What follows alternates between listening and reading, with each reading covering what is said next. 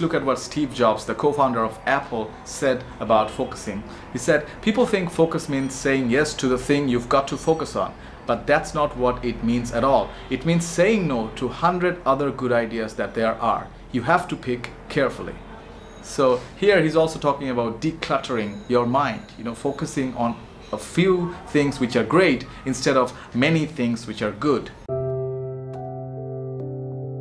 So number 2 is visualize. Now, visualizing, you can do it both ways. You can psych yourself up. For example, say you're going to play a cricket match. And you're a batsman, you're an opening batsman. So you can visualize that you're already batting there and you're scoring runs after runs, and then you've scored like a half century, a century, whatever tickles your fancy. And then you go and actually play the game. Or you can also do a negative visualization, and what that's going to be like is you're going to imagine, what if I fail? You fail and everything is taken away from you. I myself prefer positive visualization because that gives me more confidence, but certain people are somewhat a little negatively motivated. For them, that might work the other way. Another thing you can do is you can visualize exactly the way you're seeing things. Like, for example,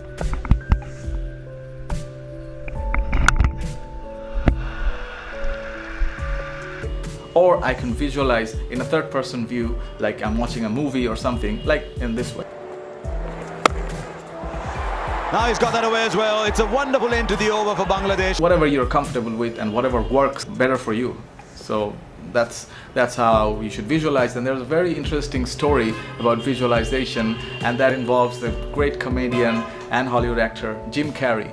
In 1985, Jim Carrey was a poor young comedian, and he didn't have much money, so he was very frustrated. And what he did to cheer himself up was he took out a check, his own bank check. He didn't have much money in the account, and he wrote a check to himself for $10 million and dated it in 1994, almost about 10 years later. And then he went on with his life, and in 1994 he was signed for the movie Dumb and Dumber, and guess what his signing amount was?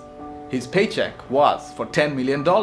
So that's one of the prime examples of visualization and how good it works. So you're most welcome to try this method and let me know if it works out, if it doesn't work out. And then remaining positive, doing some sort of self-talk, telling yourself that you can do it, you can achieve it.